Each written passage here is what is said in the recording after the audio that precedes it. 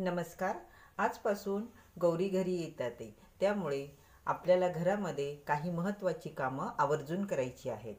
माता लक्ष्मी, माता पार्वतीचा अखंड आशीर्वाद राहण्यासाठी घराची स्वच्छता राखणं महत्त्वाचं आहे. त्यानंतर उंबरठ्यावर हळदीचं पाणी शिंपडायचं.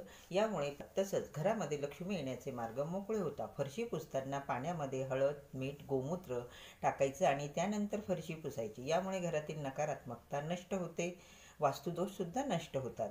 संध्याकाळी घर झाडायचे नाही. केर कचरा संध्याकाळी काढायचा नाही.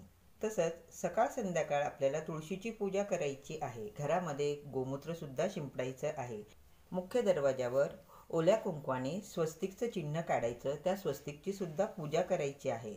दारावर म्हणजेच मुख्य दरवाजावर आंब्याचं तोरण लावायचं आहे. घरामध्ये गॅस शेगडीची पूजा करायची. स्वस्तिक सुद्धा काढायचं. काळ्या रंगाचे कपडे वापरू नये. तसंच घरामध्ये सुवासिनी आल्यानंतर